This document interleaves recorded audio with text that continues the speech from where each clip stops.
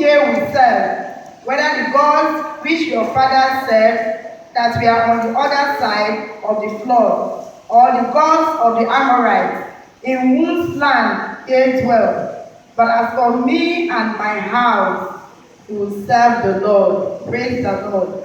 Exodus 20, 12 to 17. It's not on your outline, you can indicate it. It's somewhere in the outline, but you can indicate it. Exodus 20, 12 to 17. You'll be wondering why we are starting with the Bible. Everything in this world revolves around the Bible, revolves around God. Without God, there is no love. Exodus 20, 12 to 17, I read. Honor thy father and thy mother, that thy days may be long upon the land which the Lord thy God giveth thee. Thou shalt not kill. Thou shalt not commit adultery. Thou shalt not steal. Thou shalt not bear false witness against thy neighbor. Thou shalt not covet thy neighbor's house. Thou shalt not covet thy neighbor's wife, nor his manservant, nor his maidservant, nor his ox, nor his ass, nor anything that is thy neighbor's. Praise the Lord. If we have this background, even as we deal with this topic, we know that what is making us to look at our fundamental right is the default of what the Bible has said. When we default what the Bible says, then the law comes into play. Introduction. This discourse is aimed at enabling us to know and understand the principles regarding to fundamental rights as citizens of Nigeria.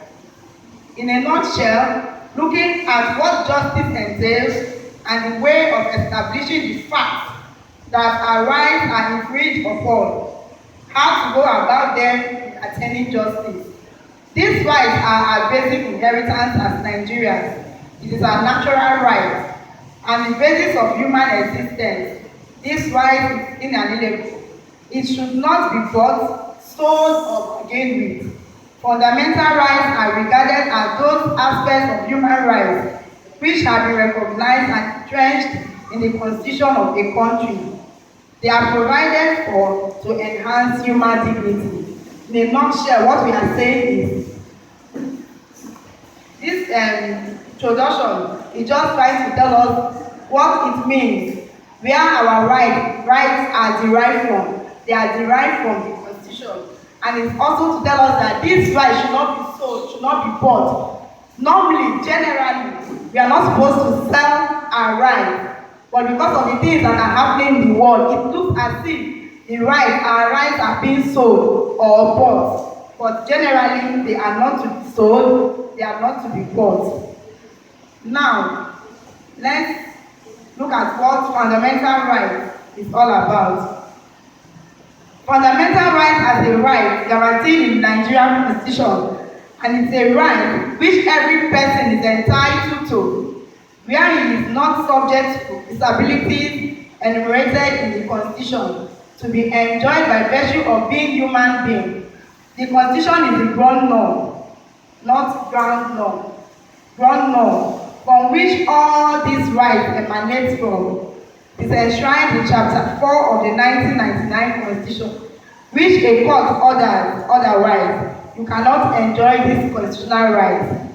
Praise the Lord. This whole grammar is just telling us that these rights we want to talk about is enshrined in the Constitution. I want to also advise that we also buy the Constitution. It's being sold in the bookshop. If you go to the market, you ask them, I want to buy Nigeria 1999 Constitution, they will sell to you. If you go to any bookshop in Port Harcourt, if you ask, they will give to you. These rights are in Chapter 4 of the Constitution. And it's telling us that these rights came to us because we are human. Because we are human beings that dwell in Nigeria. That is why we have to enjoy these rights and derive pleasure from them. Praise the Lord. Now, we are talking about, it's also talk about disabilities. There are some persons that may not enjoy these rights. Maybe because a court of law has pronounced either punishment or judgment against them, which will make them not to enjoy this right. As we go down, we understand better. Maybe, for example, if someone is in the prison, the person may not enjoy the right as someone that is outside the prison yard. In the prison, the person's right to freedom is curtailed. But you, as an individual, outside the prison yard, you have the right to move from place to place and not to infringe on the right of another person. Praise the Lord. Now we have basically, we have 14 rights as enumerated in this outline. But we will take them one after the other briefly. I may not really read them. I may just go and explain what they are all about. But we also bear in mind that even as, just as I always talk, I say generally. When we talk, we have general rule and we have exceptions, limitations to that rule. Because generally it can be like this, but something can make it not to be like that. That's why sometimes we say except or bring a limitation clause with regards to that. Praise the Lord. Now we have right to life. Right to life enjoys that every human enjoys the right to be alive, and not that someone else will take that life from you. Just as somebody can come and just shoot.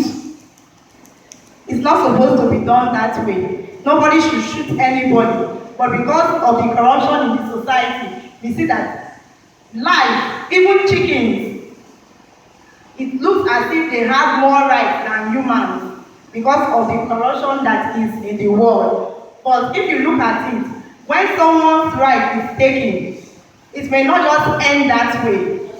Because every life belongs to the state. Every life belongs to government. You are a government property. That's why sometimes the people that maybe their family lost somebody, they might not want to go for the matter, but somebody else can just bring up and say, I'm interested in that matter. I want to fight that matter. Why was this person killed and drag up the matter to court? Just to show that life should be respected. Nobody has the right to kill. Right, he said, thou shalt not kill. If you kill, you must be punished for it. It's called murder. Life imprisonment. Not even life imprisonment. It's death. It's manslaughter that is life imprisonment. When we say manslaughter, it has to go with the person is saying, I did not kill intentionally. Something happened, maybe provocation or something happened that made me kill this person. Then the law will say manslaughter. Then they might give the person life imprisonment. But when it comes to taking life by force without anything, it's murder. The person has to be killed for it. Now you will come to say, we are saying thou shalt not kill, but a judge sits there to pronounce death sentence on someone.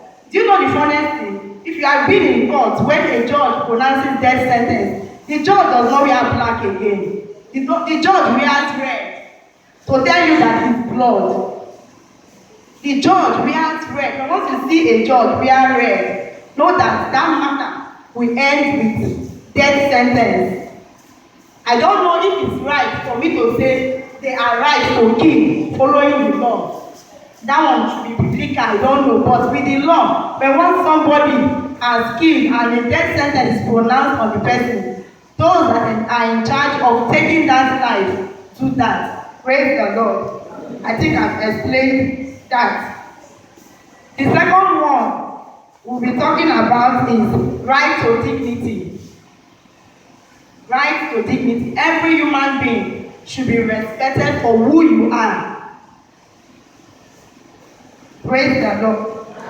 Dignity entails honor, worth, excellence, nobleness. Every individual is entitled to respect to the dignity of his person, except.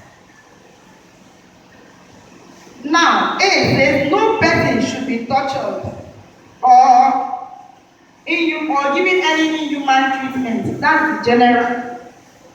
Even in prison custody, no detainee should be tortured. But come to think of it, does it happen that way? It doesn't.